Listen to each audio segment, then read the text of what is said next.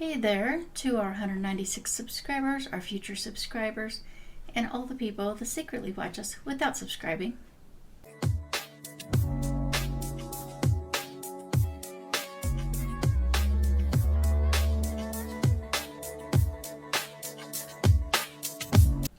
When Doc and Marty jumped ahead to October 21st, 2015, that date felt like light years away.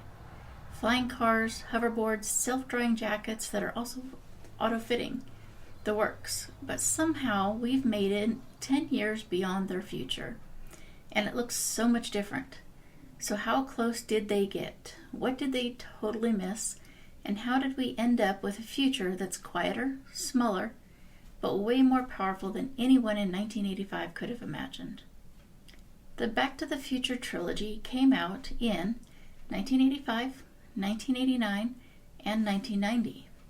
But this video is going to be centered around the 1989 movie, a time when most kids were just hearing about computers.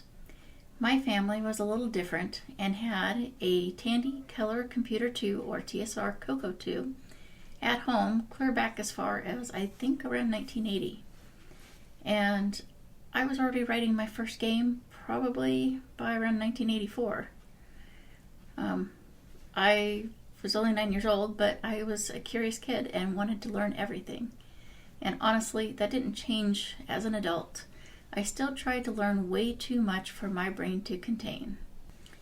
So what did the movie get right or semi-right? Video calls were a big deal in the movie. Hello, in here, please.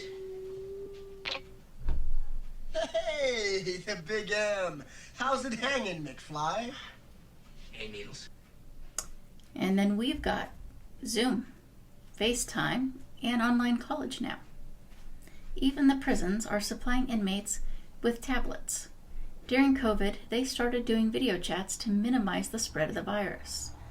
When they got tired of supervising the free chats, they started implementing tablets that could make them money instead of costing them money.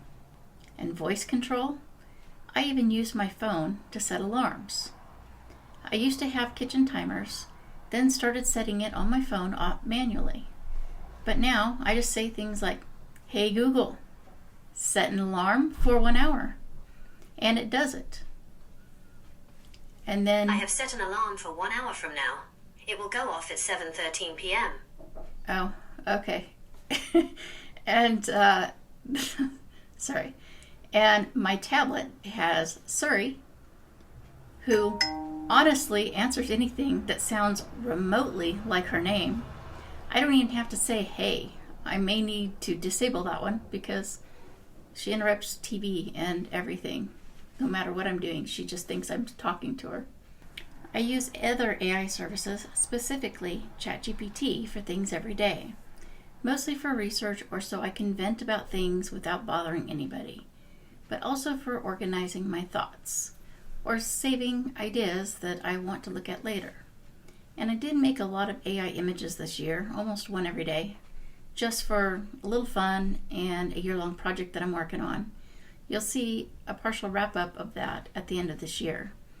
Using it as much as I do, though, allows me to recognize when other people are using it in posts and messages. And it's hard to focus on what people say and to take them seriously when the human voice is gone. Facial recognition, fingerprint locks, wearable tech, all real and part of daily life. I haven't gotten into the facial recognition stuff myself, but I use fingerprint scanners a lot on my phone, tablet, and school computer. The movie included fingerprint scanners to get into homes. Go out the front door. I'll meet you there. It doesn't open. There's no doorknob. Press your thumb to the plate. As well as ones to pay for your taxi ride. That'll be $174.50. Here. Be careful, old timer. There's a rough neighbor receipt right here. Here it is. Which we are not 100% in that spot yet. I also don't get into the wearable tech like smartwatches because I honestly hate having things like around my wrists. A lot of people are using them though. The movie's idea of wearable tech is much more bulky. They show a vest that provides sound effects. What's wrong, McFly? Chicken?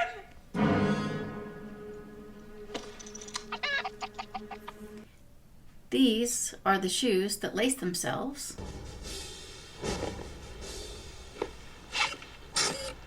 Power laces. All right. And a jacket that not only adjusts its fit,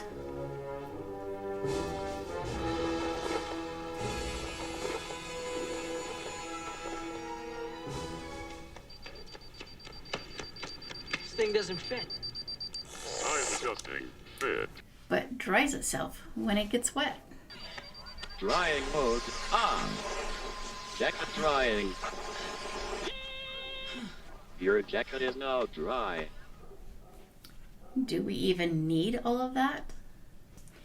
We didn't get hoverboards like the ones in the movie, but I will make sure to share a clip with you from a video of a hoverboard someone made because of the movie, and link the full video in the description.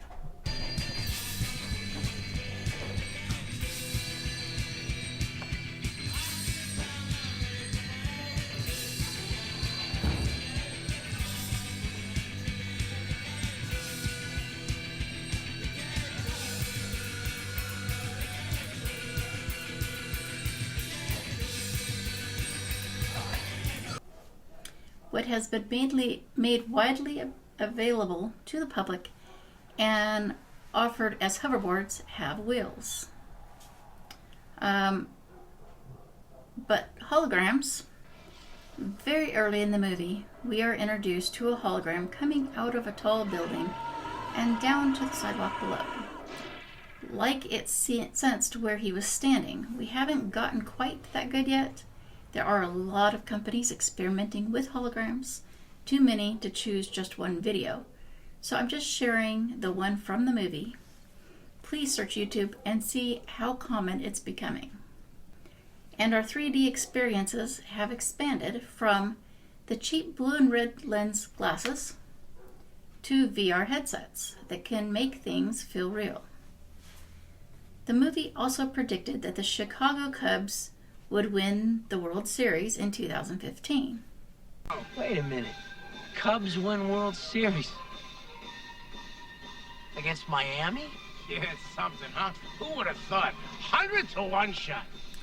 At the time, that sounded like pure comedy to sports enthusiasts. The Cubs hadn't won since 1908, 108 years. But somehow, 1 year after the date in the movie, they finally won in 2016.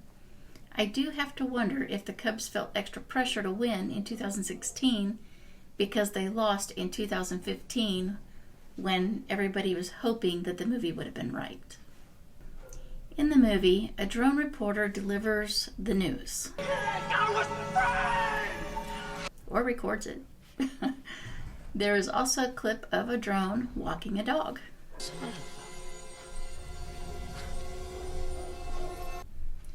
Today, we've got drones filming videos, delivering packages, and even patrolling beaches. There are delivery robots now, too. They look like coolers on wheels, crossing streets and bringing people lunch.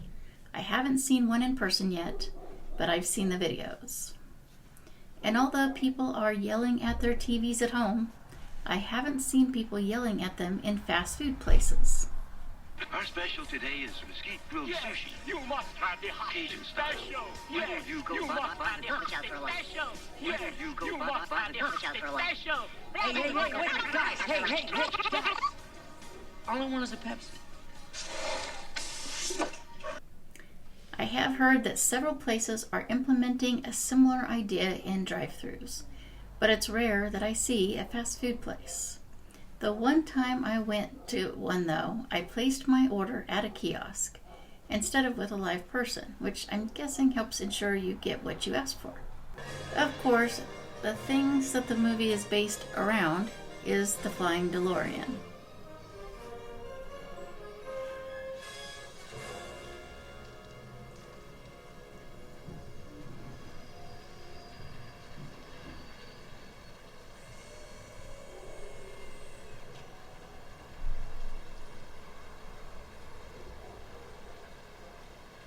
And yes, flying cars do exist technically. Companies like Aleph, PAL-V, and Joby Aviation have been working on prototypes, and some companies even have FAA approval for testing. PAL-Vs can be bought if you have a pilot's license, so I assume some others might be available by now too. But I don't want to spend the whole video just on flying cars. The problem with making them widely available, though, isn't the technology. It's regulation, cost, and infrastructure. The skies would need traffic laws, air lanes, and a way to stop beginner pilots from crashing into their neighbors' roofs. Maybe once we're done arguing over gas versus electric, we'll finally take off. Personally, I used to love the idea of flying cars, but after being a driver for so many years, I feel it would be way too dangerous. Imagine letting people that are young, inexperienced, angry, or drunk fly a plane. But I guess if you could program your destination and set them to autopilot, they could solve a lot of the issues, as long as they never glitched. Because, electronics don't glitch, right? The movie showed USA Today in print, which made sense in the 80s. These days, most subscribers read online. My local paper's still around, but ownership changes and price hikes drove a lot of readers away.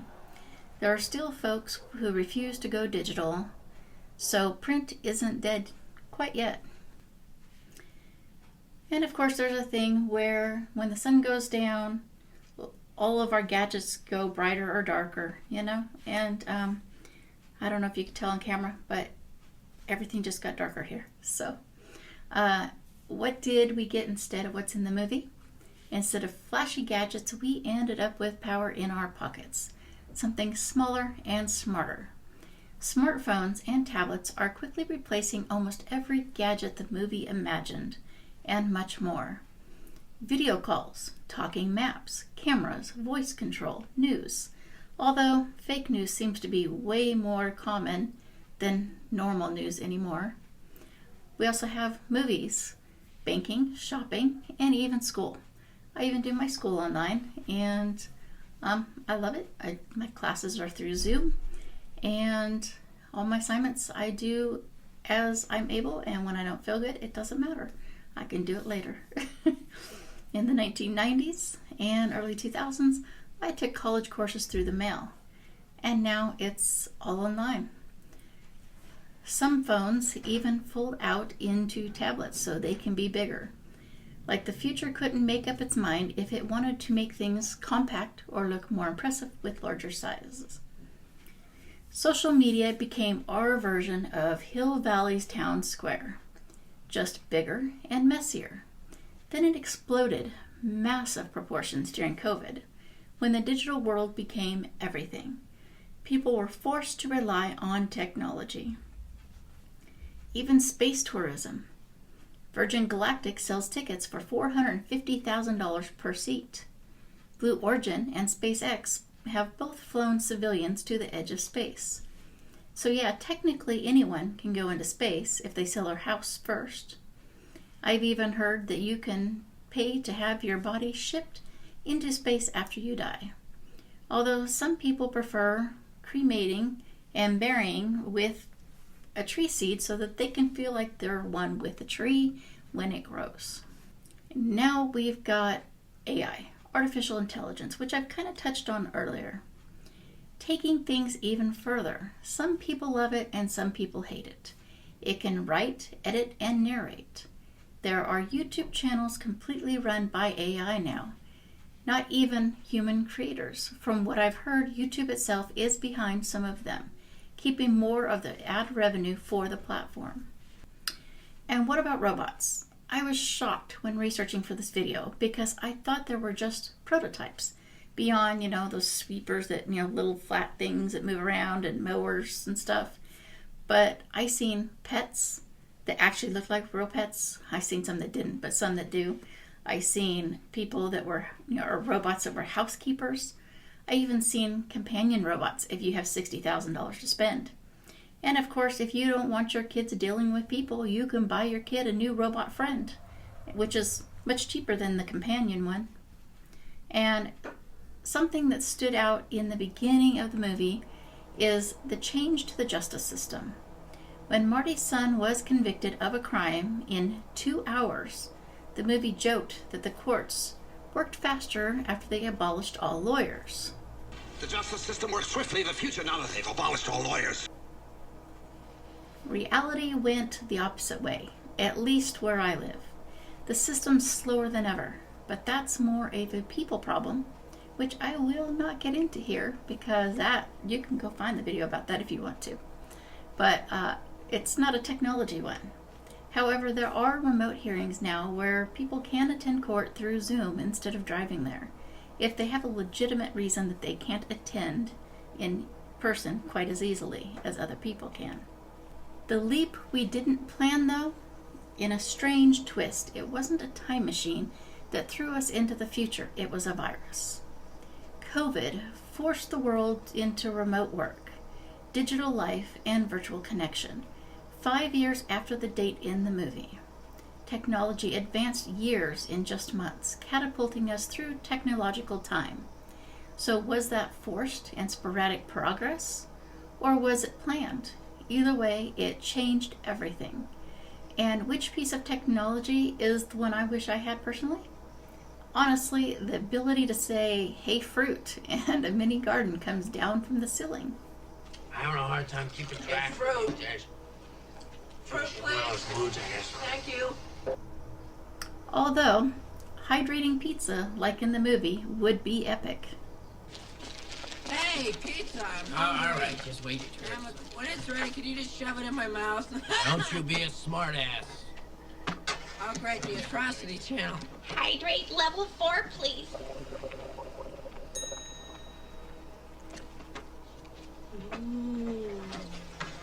Is it ready? Now here we are, 10 years past the future that Marty and Doc promised us. No floating hoverboards to the degree they had, no widespread access to flying cars, but what we do have is massive amounts of tech woven into everyday life.